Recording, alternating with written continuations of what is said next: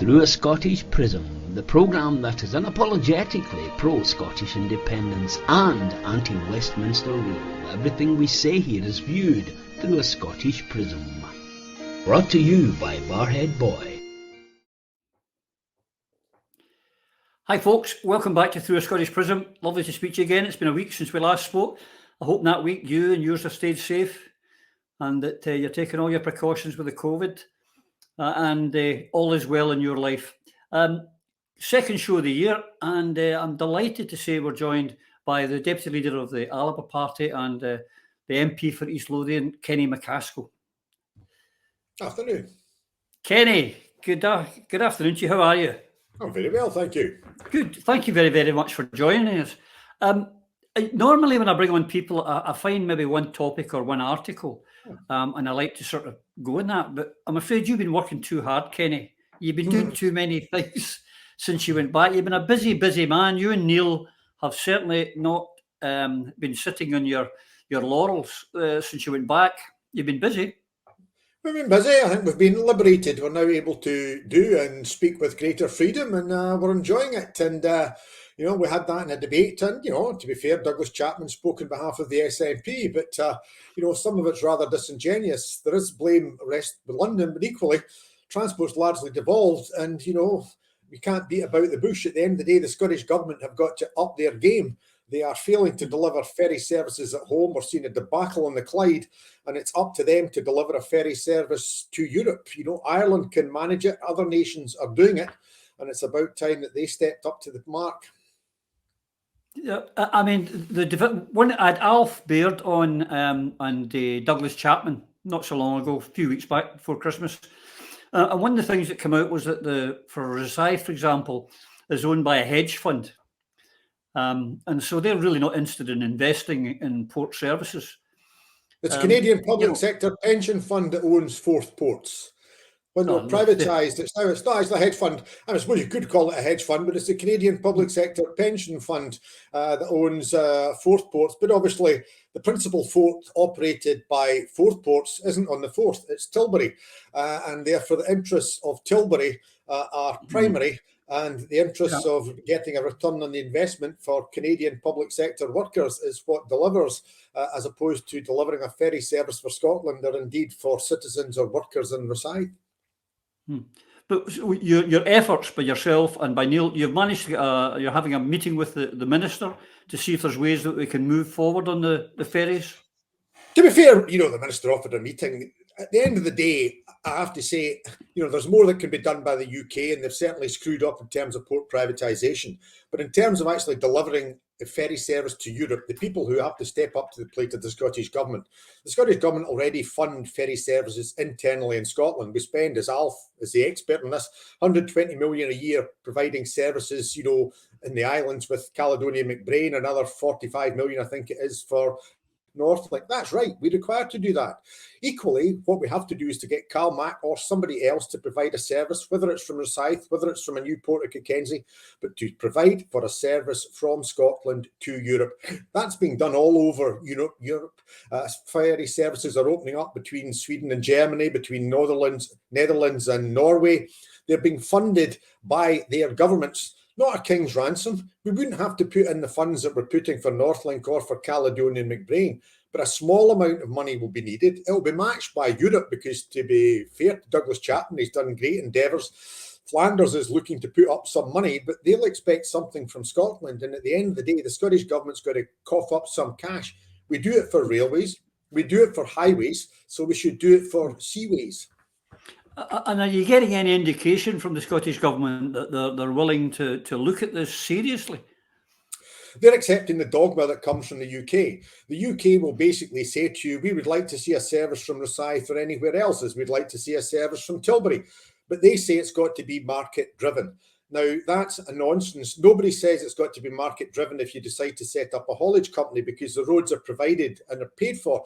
We're building roads, we're increasing our road network, the Aberdeen Western Peripheral, the A9, all of these things. If you set up a railway company, nobody says build the railway, Mr. MacLeod. What they say is, by all means, on you go. So what you have to do is to give some seed corn funding, not hundreds of millions, not even tens of millions, but a limited amount of money to allow, a service to be given some ballast, some incentive. If we do that, it will be matched in Europe because there's European money available, and that's where the UK has to answer. There's something called, and Alf's the expert on this, motorway of the seas money that the European Union established to create sea services, to remove vehicles from the road, to reduce CO2 emissions. That hasn't been replaced. But, you know, at the end of the day, money has to come from the UK, but some money has to come from the Scottish government. And there actually is a simple way to do this. The simple way would be to get CalMac to go out, hire, lease a ship as they are available on the open market, crew it, and actually start a service. Simple as that. Basically, just that simple. It could be done. I mean, a service has been, Poland required a service to Sweden, and the Polish government have directed this Polish state equivalent of Caledonia McBrain start the service. There would be nothing to stop the Scottish government saying to Caledonia McBrain, we need to run a service from Rosyth to Zeebrugge, work with the Flemish government. They'll provide funding. They're desperate to get one, whether it's into Zeebrugge or Antwerp. We provide some funding, and you can, you know, Bob's your uncle. You know, there will be glitches here and there. It won't be absolutely smooth sailing, but it could be done, and it could be done very quickly. Well, let's hope it does. That's what Ireland has done. Ireland saw Brexit coming, and they thought, we have got a problem coming. And the days of when, you know, freight had to go across from Cairnryan along the A75 and then down the M6, and it's gone. Ireland's now got ferry services going directly because they knew there was a problem coming. We should have seen a problem coming, and we should have prepared, but we didn't. Yeah, something like 48, I believe 48 new routes that the Irish have opened up. Oh, it's incredible. We haven't got one. Not one. It's not a single one. But you've not just been busy, just since the turn of the year, you've not just been doing on the ferries. You had a very interesting article on drug consumption rooms and about tackling the scourge of drug deaths in Scotland. It seems to be very dear to your heart. Well, I mean, having been Justice Secretary, when I first became Justice Secretary, I always remember, and the reason I come at the drugs perspective from a criminal justice as well as from a health perspective. It's rightly treated as a health problem because it's a significant health problem in Scotland. But coming from a criminal justice perspective, the war on drugs is failing. It is a misnomer because it's war on our own people. It's our cousins, it's our friends, it's whatever. And it's just not working. And all we're doing is escalating the violence. I remember that when I first became Justice Secretary, a drug debt was dealt with by usually stabbing somebody in the buttocks. Then it became the presentation of a firearm. Now it's the discharge of a firearm. The violence is escalating and increasing, and I think we have to reduce that. But there's so much money in drugs that people are taking it from there. But people are dying in our communities, whether it's Dundee, Inverclyde, or whatever. Drug consumption rooms should be brought in. On their own, they're a limited aspect, but there's something that should be done. The Scottish Government, has been given the green light by the Lord Advocate.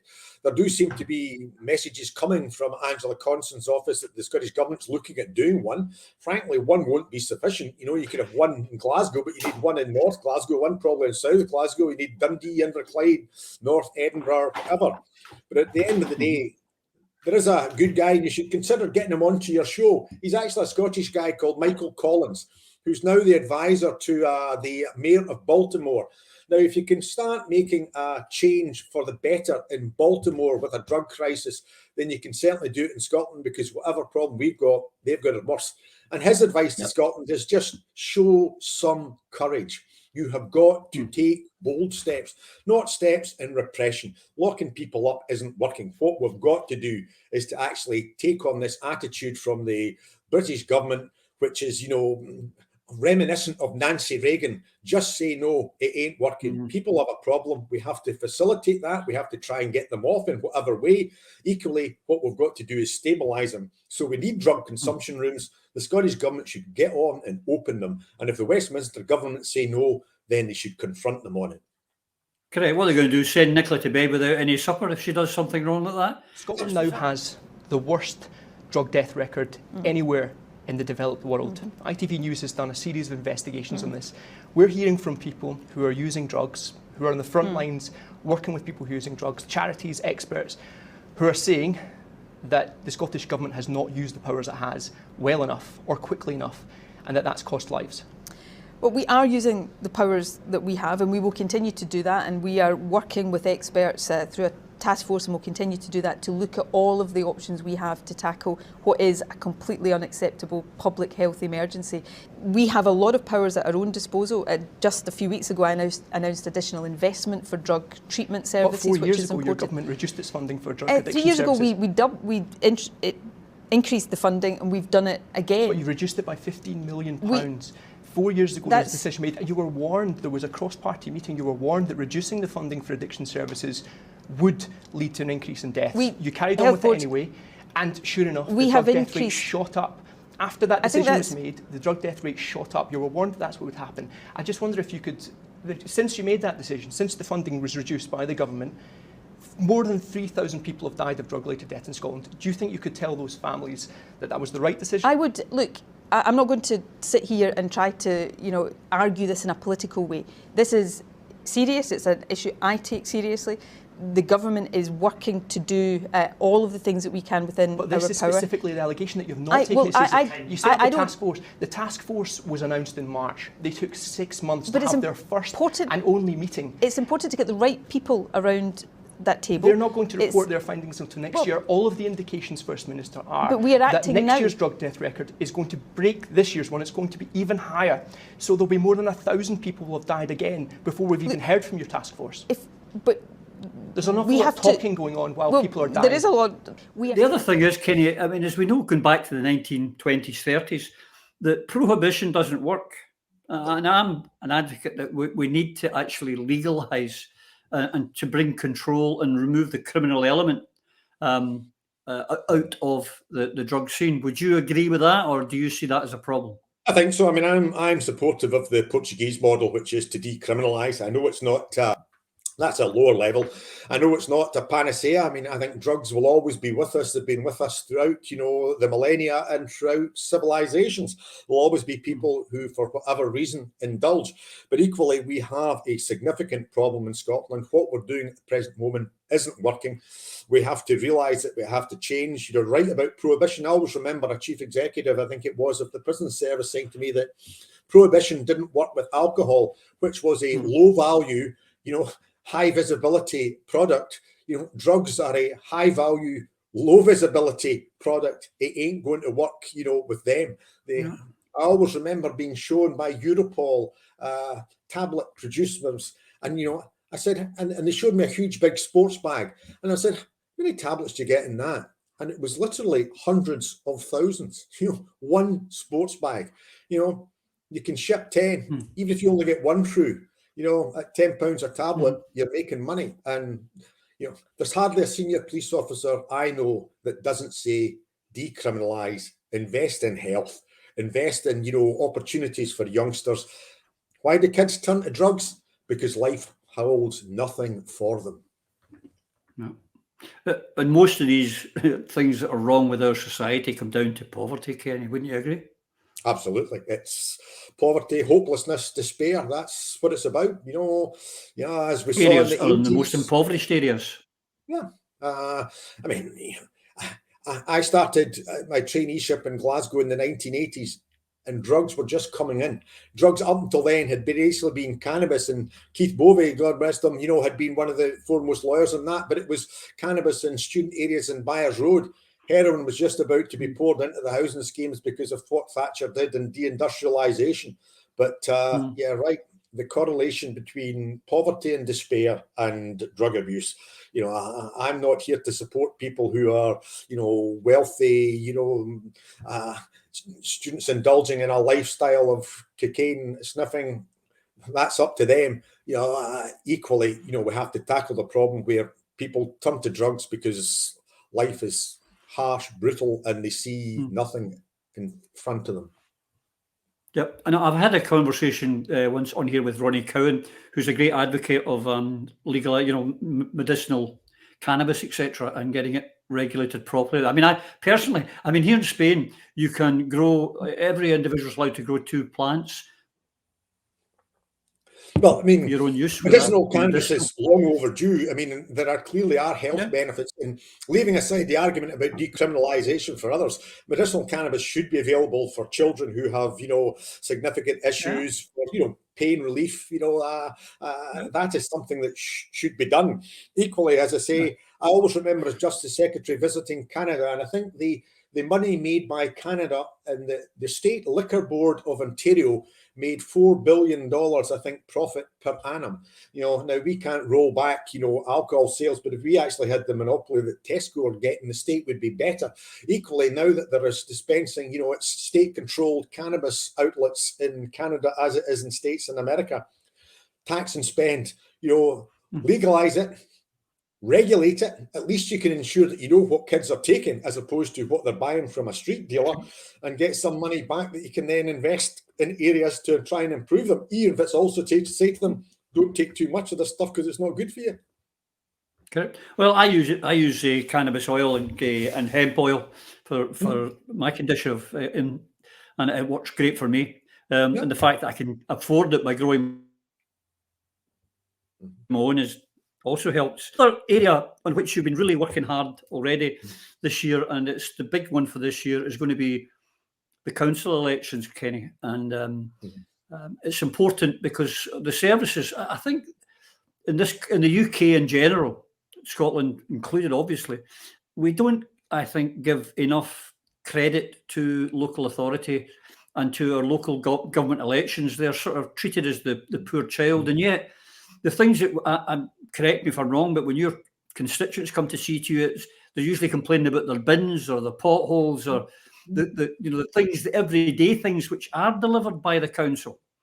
It's more important than ever this year that we concentrate highly on the council elections.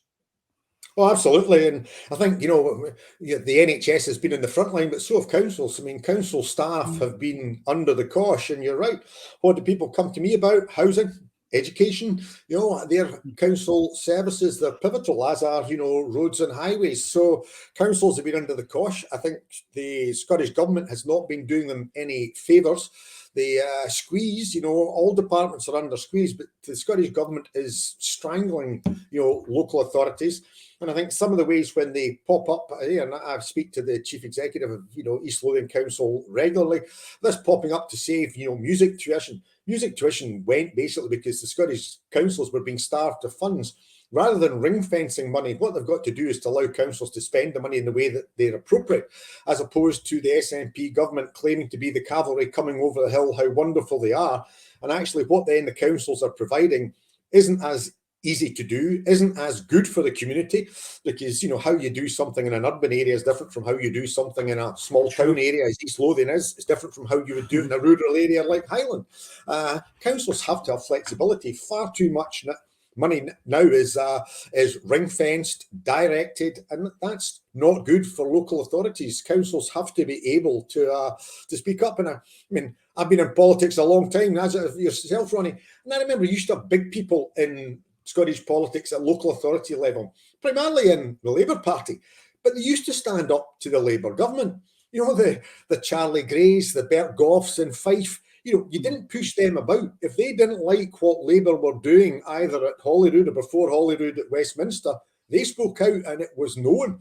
Strathclyde was vocal and active, and Strathclyde actually did a lot of good things in anti-poverty strategy.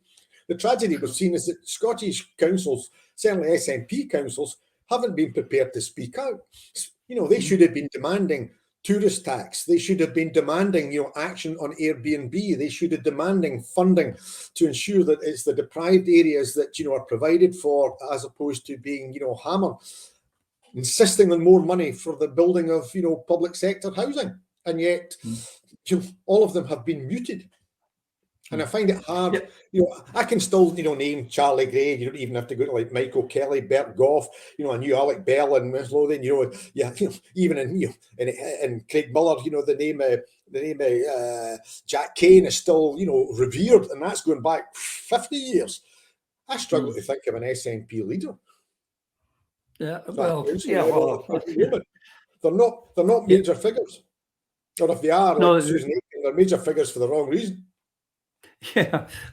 So it's important this year, and it should be a changing of the guard. But one of the things that leads on from that, you've advocated, and it was the main reason I wanted to get you here, as I say, you've been working too hard. I had to cover the ground first. Is that after these elections, you're of the opinion that we need to hold national assemblies to kickstart the independence campaigning again? Yeah, I think there should be. I think there should be a convention called. I mean, I think Alba have called for it, but there are discussions. I know that there's. I saw Kevin Pringle, the former SNP spin meister, is out and supported it. I think he said the SNP should lead it. Ultimately, you can't have a convention of Scottish elected representatives if SNP don't come. And I'm speaking to several SNP representatives about it.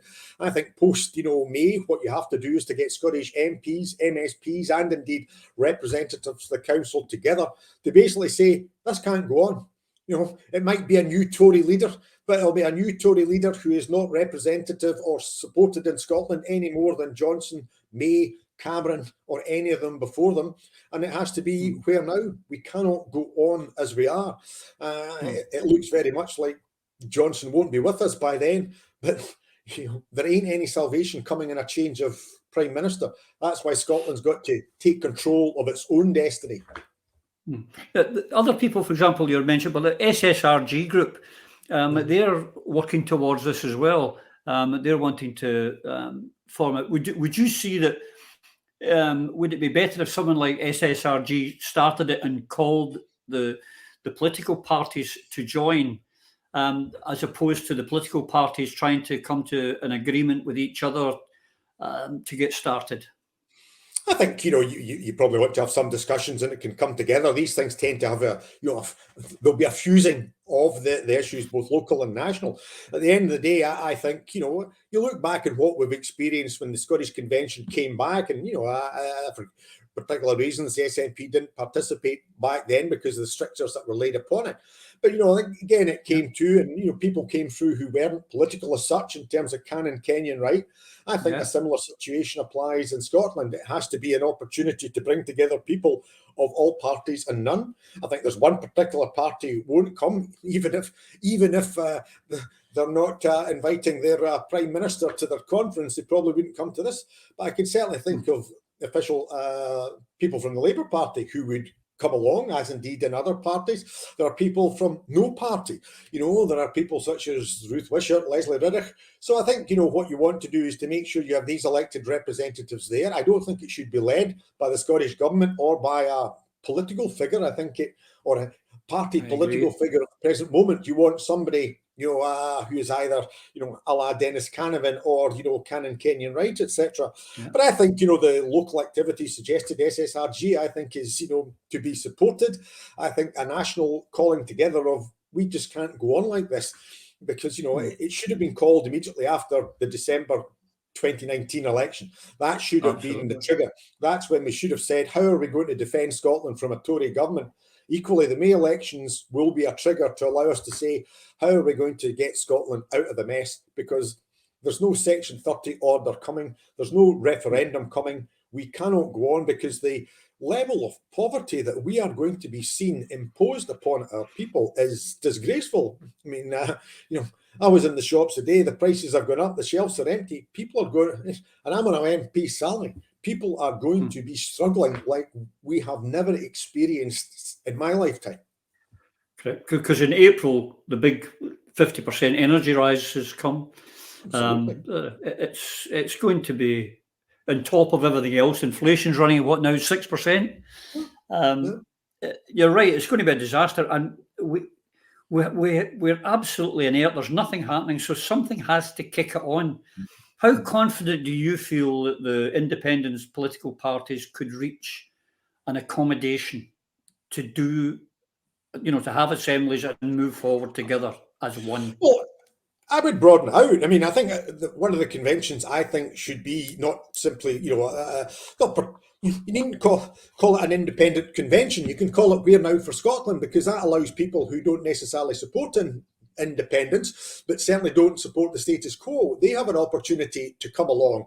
I mean, I'm not afraid of Devo Max on the basis that I just don't think it's going to be on the table. But I don't think we should refuse to discuss with these people. And if people in the Labour Party and other parties, are dissatisfied then I think, give them an opportunity. But, why is Devo Max not going to be on the agenda? Because nobody knows what it is, and the Tories aren't, prepared to offer it. So, this should be about taking powers back to Scotland. The first thing you want from the convention should be back to the canon Kenyan right.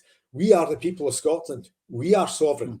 And that might be independence. That's why I think it has to be. And I think ultimately that's the only way it can be. But I think before you decide whether it's, in discussions with Devo Max supporters, what you should be saying is, what we have to agree with them is that it should be the people of Scotland who decide, that the people of Scotland are sovereign. So I think, the convention should be about bringing powers back home. That breaks the logjam of Westminster. That basically says Boris Johnson said no to a referendum, no to any devolution. Right, we're having a meeting to decide who calls the shots here. Point one, we do. Then point two, what's it to be? And that then I think leads on naturally to independence. Well, that's why we're in it. We're coming towards the end of our time, Ken. There's one thing I'll mention with you on this topic. Boris Johnson's announced some new, I can't even remember what it's called now, a new union committee that he's going to head up to secure the union. I mean, it's almost laughable. Do you see that gaining any traction whatsoever? None whatsoever. I have to say I've been very impressed by Mark Drakeford, the rather enigmatic Welsh First Minister. Good luck to him. But, no, at the end of the day, the old adage of power devolved and power retained, there is muscular unionism is the new phraseology that has entered the lexicon.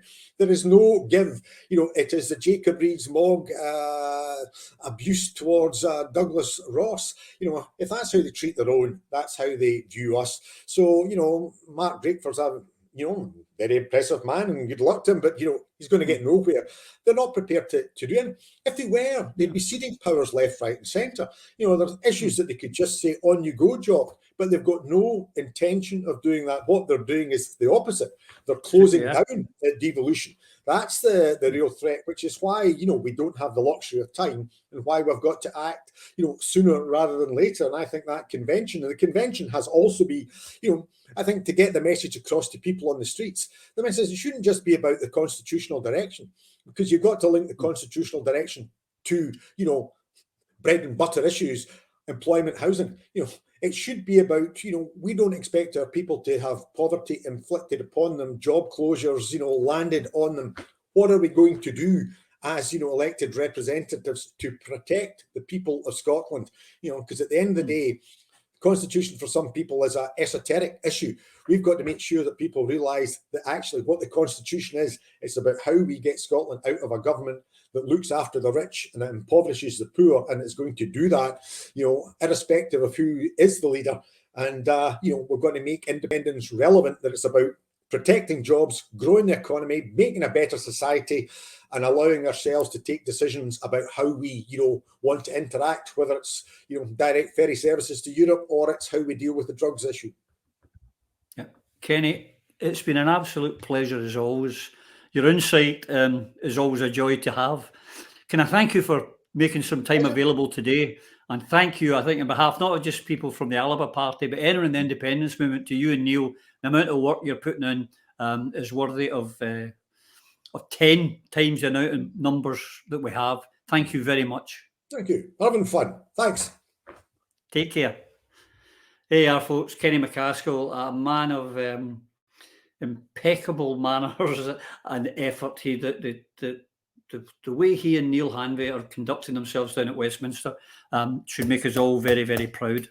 Well, to discuss what Kenny had to say to me today and a few other topics that are relevant this week, I am joined by my two compadres, the old Mohawk himself, the Paisley Mohawk, Iain Lawson, and the Coatbridge Cavalier. However, they're pulling a stroke in us this week, folks. They're in the same location. They're getting ready to go out partying tonight, whooping it up. They're going to have a number 10 party tonight. Gentlemen, how are you? Very good, thanks. Have you got a suitcase of drink to take with you tonight? No. Iain's teetotal, so I'm staying. I'm no bothering. I'll drive. It's not a problem. There you go. Anyway, how have you been? How have you all been? I've been fine. I've been fine, thanks, Roddy. Yeah. Yeah, good. Aye, Kenny, good. is always worth the entrance money, is he not, Iain? Well, I think, you just seen there in that short half hour or whatever, just what talent Kenny has. He's very, very good. That was a most impressive interview. He's got complete command of the subjects he was talking about. And he's very able at explaining the priorities and why we should be moving ahead, So it was a very good performance. I enjoyed listening to him. Yeah, likewise. Phil, you've been down in Westminster, you know what it's like, and the effort they've been putting in just since the turn of the year has been quite incredible. Yeah, I appreciate it more than perhaps most, but I think people can see quite clearly. Listen, as you both said, Iain and yourself, Roddy, Kenny's erudite, superb orator. The work he's putting in, as an SNP member, these guys are a big loss.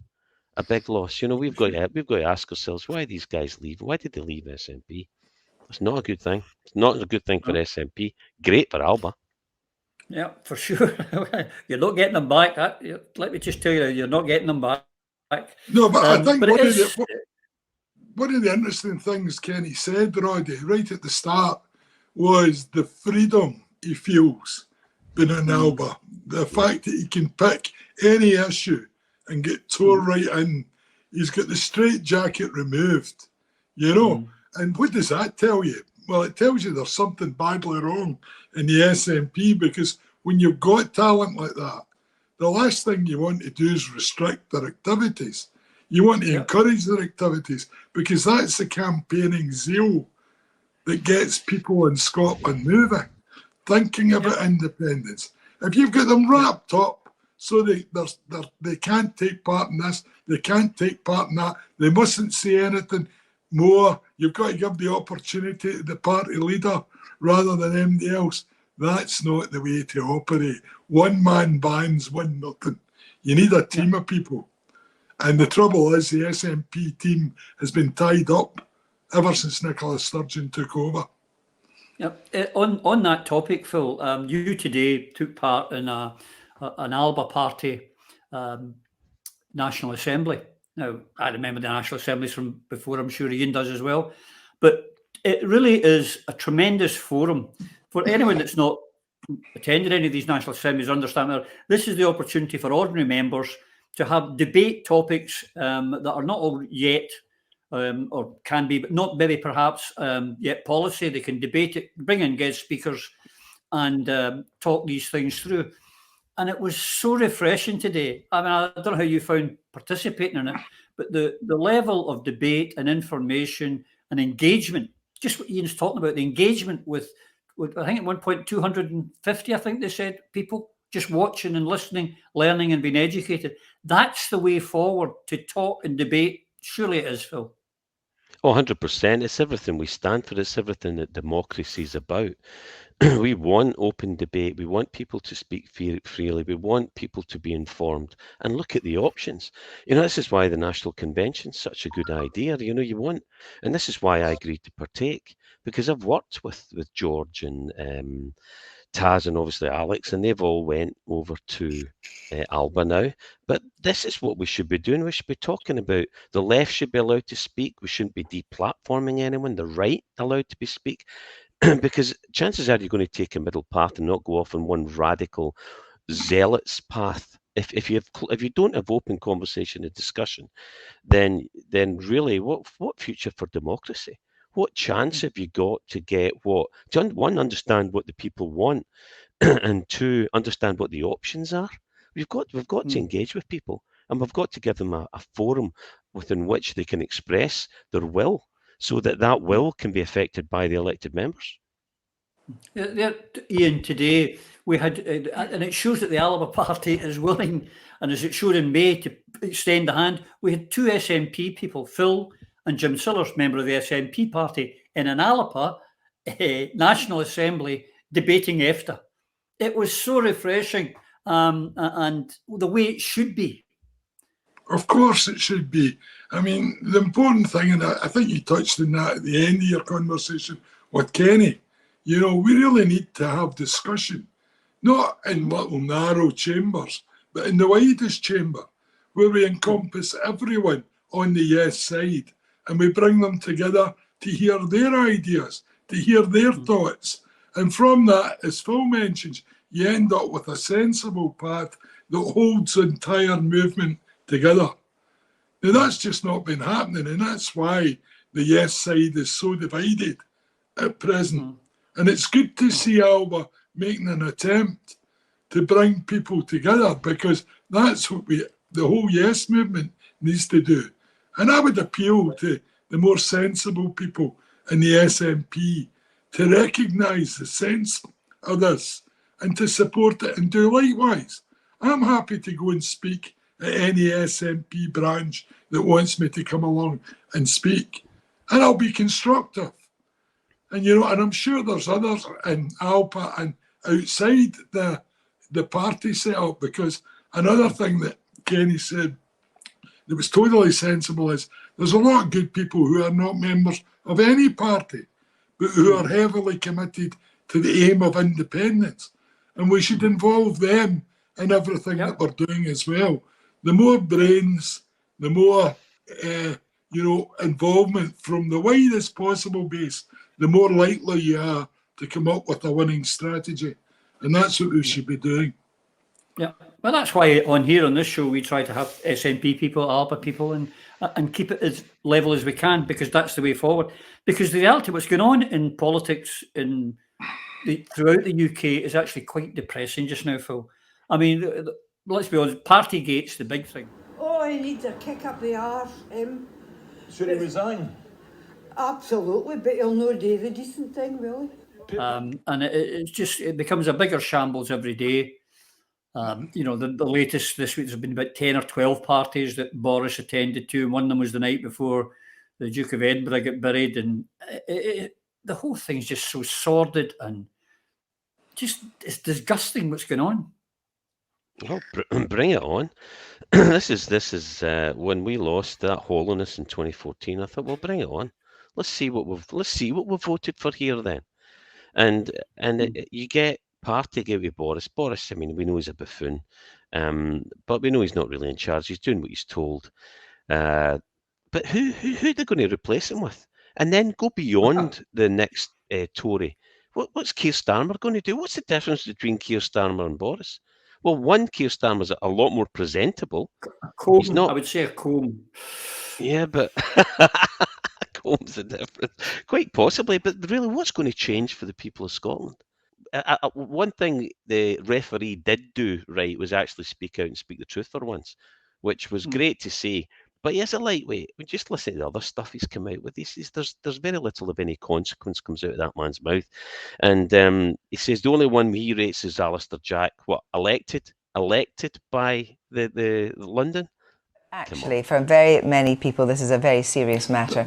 Not least your Scottish contingent of Conservative MSPs. Now, you have already said today that the Scottish Tory leader, who's both an MSP and an MP, Douglas Ross, you don't think he's a big figure in the Conservative Party. Tonight, we have been told that every single Scottish Tory MSP, that's 31 of them, the people that you depend on to hold up the union, think that Boris Johnson should quit. That, I would suggest to you, is a very serious matter. Well, I would actually say that the Secretary of State for Scotland, who is a big figure, is very supportive of the Prime Minister, has made that absolutely clear. Douglas Ross has always been quite a lightweight figure, so I don't think that his... So hang on. The leader of the Scottish Conservatives, an MSP and an MP is a lightweight figure. I think the Scottish Secretary is a much more substantial and important figure in this. Scottish MSPs.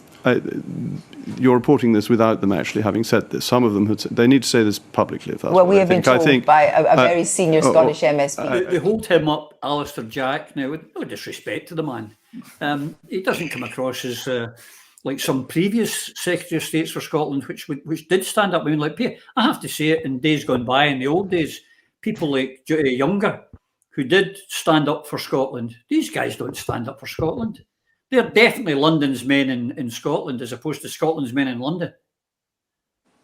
Oh, I'd agree with that. I mean, I knew George Younger, and when I was fighting to save Scottish Steel, George Younger, and if you speak to the shop stewards at Ravenscraig, they'll tell you that George Younger was an ally of theirs for quite a long period. In fact, it's reputed, I don't know if it's true, that at an earlier point before they closed Ravenscraig, he threatened to resign if they were going to go ahead with it. So I think he was quite an honourable man. Alistair Jack, I think, is a completely different kettle of fish altogether. I mean, he's never going to stand up for anything other than the Tory party, no matter what they're doing to Scotland. I mean, the Tory party are up here with him and Scotland's down here with him. So his priorities are very much geared to going along with that. But when you think about it, what a marvellous situation you've got if you're Boris, because he appoints the person who investigates him. At the end of the investigation, he is the final arbiter. He determines, has MD broke the law here? Has MD broke the ministerial code? You know, I mean, I actually tweeted earlier on this week, we could end up in the ridiculous position here. After all these parties, countless parties, which he attended as well, you could end up with Margaret Ferrier, who got the train home from London on her own to go home, you know, been found guilty, and Boris getting away without anything against him. You know, I mean, it's a crazy set-up, this political set-up in Scotland and in the UK. I mean, the powers these people have are outrageous. There is no way that should be possible to happen, but it is happening. Do you think, Phil, there'll be any light bulb moments? I mean, if the Tories and a leading Tory in London like Jacobs Rees-Mogg can be so disparaging of the leader of the Scottish Conservative and Unionist Party and treat him with disdain, do you think there'll be any light bulbs around people saying, wait a minute, if that's the way they treat their own, what do they think about the rest of us? Yeah, there will be a kickback on that. There's no doubt about it. You can't behave that way and expect no ramifications. The problem is the significance in Scotland, because there's a limited number of Tories. There was an increase in Tory voters. There will be a decrease. It's predicted. It's coming because of Boris and because of actions of Rees-Mogg and because of the obvious discern they have. They don't care. They just don't care about Scotland. Nothing could be clearer. So the problem is that most people are voting Tory to conserve the status quo. And I'm all right, Jack, Alistair, or any other Jack for that matter. So they're not really bothered about who's flying the flag. So long as their pensions not affected and their revenue streams not affected or their businesses continue to be top of the heap, then it's not going to affect a lot of people. I think the impact on England will be more substantial with the Tory self-destruction than it will be in Scotland. They will lose seats, there's no doubt about it, but they were already predicted to lose seats because of Boris. This is just this whole process acting out and coming to its fruition. Down in England, Iain, the courts found again that the government had acted illegally, this VIP COVID lane for contracts. And once again, the government had acted illegally. But as you've alluded to in your previous answer, no one's going to get pulled up for this. No one's going to go to court. No one's going to jail. No one's going to lose their job. And by middle of next week, no one will be talking about the VIP COVID lane. Or maybe Michelle Moan will be the one will throw under the bus a wee token jock to keep them all happy. Well, there you go. I mean, I retired from running pest control business. And there's Boris handing out contracts, 120 million or whatever, to a pest control company that had a market value of £17,000. You know, quite remarkable. But he knew that the guy knew a minister, and that got him into the fast lane, and he ended up. Now I can say, I've run a pest control company for 35 years. You know, yes, we use protective equipment in the business, but I wouldn't claim for a minute, you know, we were equipped to buy for the National Health Service a whole range, and as I believe it turned out, a lot of what was bought was never used, you know. So, I mean, it's... couldn't be used, not it wasn't, it just couldn't be used. Well, that's exactly right. It wasn't up to spec. But I mean, the problem with this isn't just with the pest control company.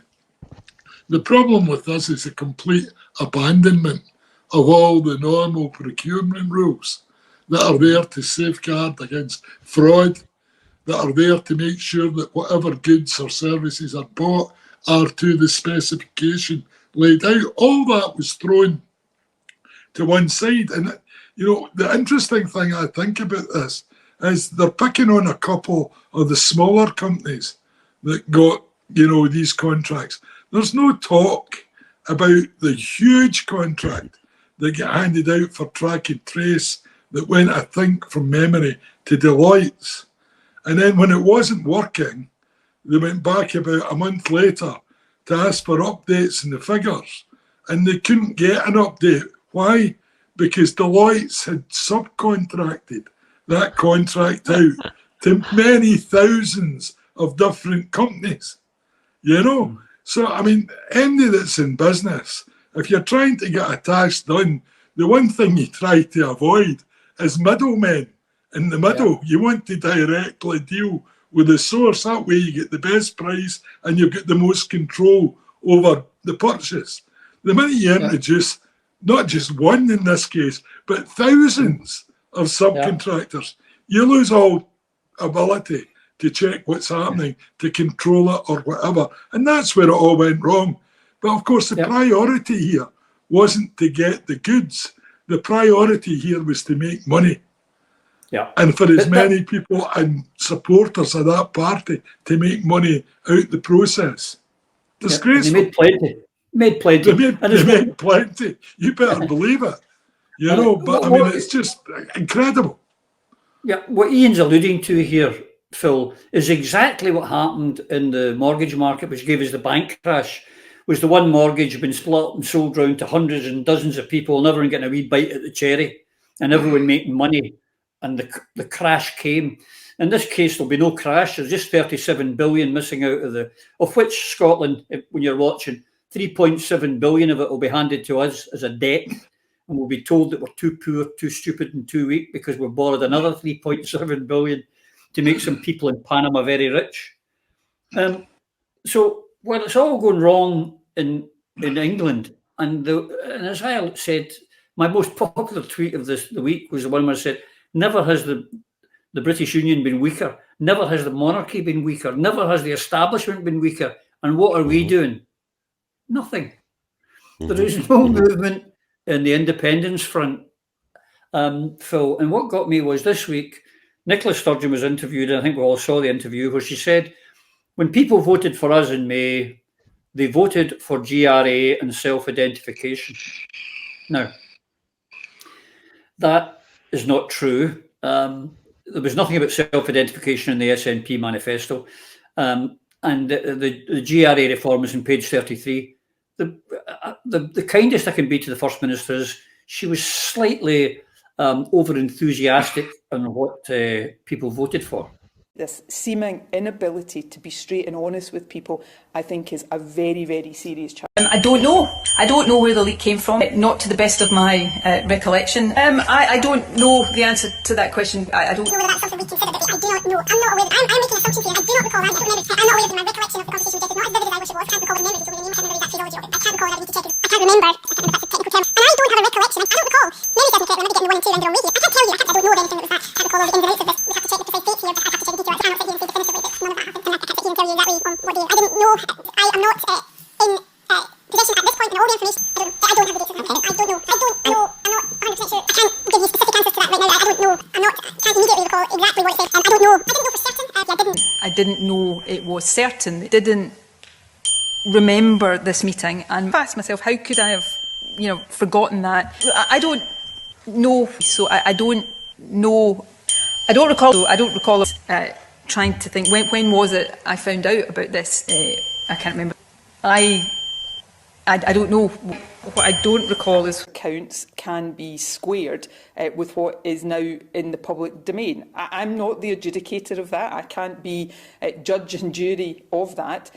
But I do think there is a very, very serious question mark over the truthfulness. And it's not the first time there have been question marks over the truthfulness in particular situations. But on this matter, on COVID, on the messaging and the advice around COVID, it's so important that people in positions of decision-making, asking the public to do incredibly difficult things, are straight with the public. And when that involves things happening that shouldn't have happened, then owning that and apologising for it, not trying to pretend or be untruthful about it. The Gender Recognition Reform Act has caused significant division in your party, in your government indeed. Are you likely to offer a free vote on that when it comes to Holyrood? Well, that would be a decision for my parliamentary group, and they will decide that in due course. The plans, again, these were plans in our manifesto at the election last year, the election that we won overwhelmingly, and we'll set out the timetable for that legislation in the very near future. Yeah, well, the first point, I'll deal with that one first. GRA. People don't know what GRA really means. If we were to be completely open and transparent in SNP about what GRA is, it would be voted down. That's why it's not discussed at National Conference. It's why that the only survey I've seen done on it was massively against the implementation of GRA. So there is, technically, when you look at, there's a few paragraphs on GRA within the document you spoke about earlier for 2021. Now, I think it is disingenuous to pretend that the people are consciously voting for GRA when they voted SNP at that time, because that's not what most people equate SNP with. The more we know, the more informed decisions we can make, and I, for one, know that that is not what most people vote SNP for. It's not GRA, and if they did know about it, they wouldn't be voting for it. That's just a fact of life. Just to touch on a point to finish what you were talking about earlier, I was Public Accounts Committee, and when I was there, I was the predominant rapporteur on corporate governance, the checking of the corporate governance. Everything talking about all the scams that have been run. What is the mechanism within the existing government structure for dealing with that? I made several complaints. I called for several technical audits on events such as, I mean, what happened with the PPE and the huge amounts that went to friends and contacts. These will definitely come up with public accounts because it examines the spend that the government made and where things went wrong. And as a commercial and contracts manager, I'm getting a look at this and says, wait a minute, you gave out a £40 million variation. What, you didn't follow due diligence? Then you're looking, now we're talking about billions. And even then, the constraints that are imposed on the National Audit Office to look into it in the first place before it gets to the Public Accounts Committee mean that these people get away scot-free. The system is designed to avoid culpability and liability. And that is the system that we need to escape from. Yeah, I mean, the fact that no one's ever going to be held to account, Iain, how can anybody keep supporting the union and say this is the best governance for Scotland? It's not a government. It's a bloody crime syndicate that's heading up the UK just now. I always think it's quite amusing that you meet, I mean, I've met people over the years that support the union, you know, and when you get down to it and you start talking to them, they do it because they think it, you know, it gives them a status, you know, that, you know, they know better than Joe in Castlemilk, you know. We know what's going on. We're management types, and we know everything's been done very, very, very efficiently, you know. We couldn't possibly risk, you know, the boys from Eton being no longer in charge, you know. That would just lead to disaster. And then, of course, something like this happens. And at this time, it's so big a scandal that they can't keep the lid on it. But I think Phil's right. I think this has been going on for a long, long time. I think the difference this time was they had to do a lot of it in a hurry. And so it was pushed out into the open. And, you know, the newspapers got some clue about it. They didn't have to wade through Encyclopedia Britannica to get to the figures that mattered, you know. But I mean, if you're a reader of Private Eye, which I am, you know, every single issue comes out with absolute bombshell stories about our money being wasted. You know, so this is not new. What's new is a lot of it happened at the one time because of the pandemic. But it's been going on for generations. And the government's not efficient. If you were ever trying as a businessman to get anything done, the last people you would hope to do it would be the government. Because you know that there's going to be thousands cut into the deal long before you get to the end of the road. Whereas if you're in private industry, you know what you want, you know who makes it, you pick up the phone, you order it and the goods arrive. You don't go through layer after layer after layer of bureaucracy, all that adds to the cost. And all the time multiplying the chances of it going wrong, which it does all the time as well. Yeah. But the thing is that the 37 billion, Phil, for the track and trace, I mean, it went in, I mean, it was jigged. This is £37,000 million. And it vanished in weeks. I mean... Yeah, it was gone. It was gone in just, 60 seconds. And yeah, 37 billion. Anyway, moving on. It's the Queen's Day Platinum Jubilee. What? Could you go back to the 37 billion, guys? No, forget about it. The Queen's got a Platinum Jubilee. I mean, that's literally what's happened here. Or look, they had a party. We're thinking about it. People think about this differently. Just as the 2008 crash, if you look at what it is, you should look at it as a criminal story. This is criminality. This isn't politics. This isn't banking. This is criminality. When you look at the 2008 crash, they were basically selling absolutely worthless bonds for AAA graded investments. They were selling the equivalent of talcum powder as cocaine, as oregano as marijuana. That's what this is. This is criminal. That's what happened in 2008, and what's happening now is criminal. And the problem is the system is not geared up to not only get to the bottom about it, but it's to train the thought away, just as you say, oh, there's a squirrel, oh, there's a pigeon, the Queen's Jubilee, oh, there's another bait, oh, there's a gee, come on, people, wake up, pay attention. Pay attention and do something about it. I mean, the final insult to us all, Iain, is going to be this Sue Gray inquiry. I mean, I could probably tell you the outcome right now. And the outcome will be that no one will be held to account. There'll be no problem. It's like Chilcot. We spent how many millions on Chilcot? And nobody faced. Levinson was stopped because it was the government got leaned on by Murdoch and co. and the rest of them, Rothermere's, all these people. So they didn't reform the media. It's a corrupt, crime-ridden, and yet there are still people who believe that the British Union is the best way forward for Scotland. What are we going to do, Iain, to change minds?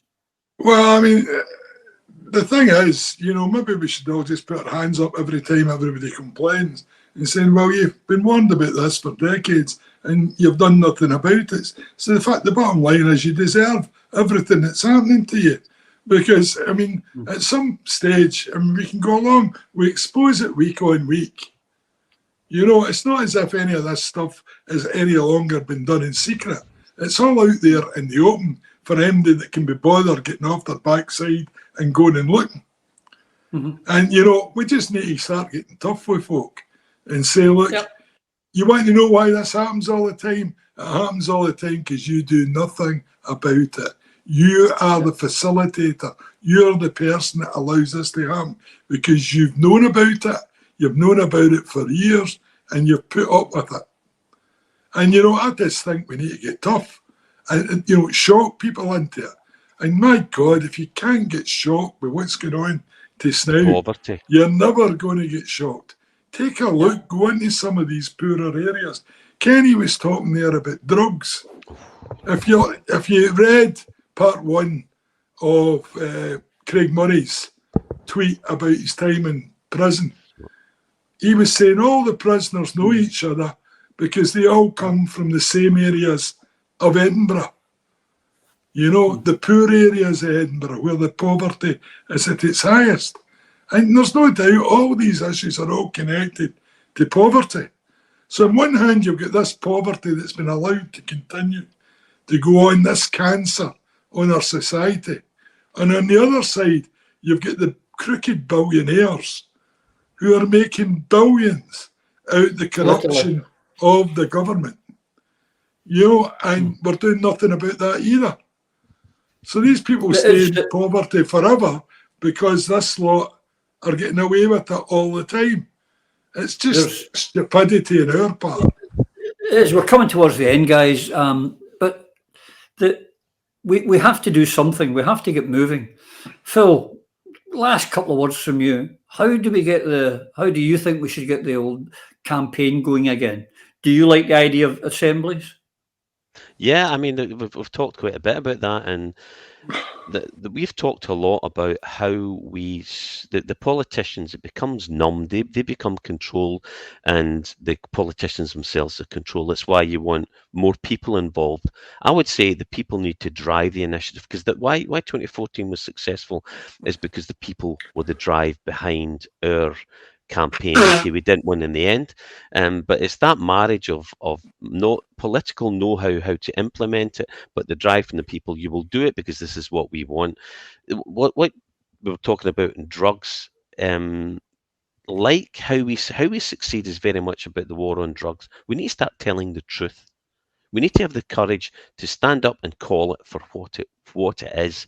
And I listened to, obviously Ronnie Cowan's done some excellent work, and again. Kenny, brilliant, talking about drugs and the stigma of drugs. I'd love to see this Michael Collins guy come in, because I looked into this. The decriminalisation of drugs isn't allowing people to go out in the streets and shoot up. If you go into Lisbon and you shoot up, you get arrested.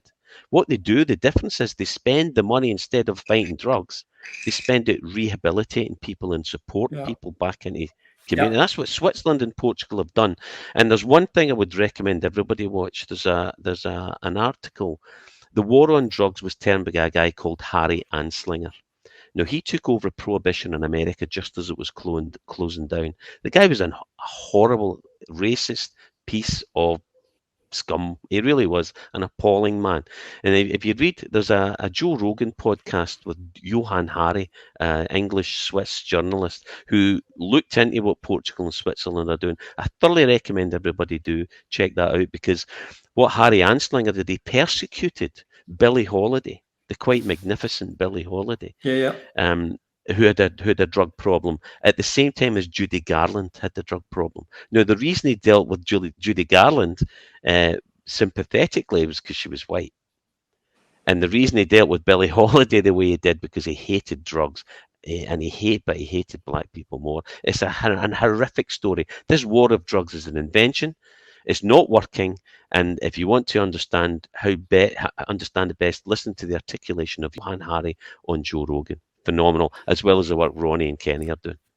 We'll do last word, just a single word answer. By the time we reconvene next week, chaps, will Boris have gone in, or will he still be there? He'll still be there. What do you think, Phil?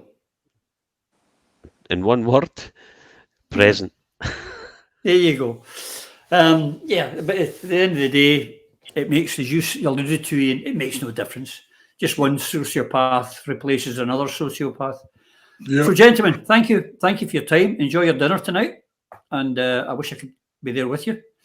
But I shall speak to you all very soon. And to you, my viewers and friends, I hope you've enjoyed this as much as I've enjoyed talking to Kenny, Iain, and Phil. And until we see you again soon, please take care.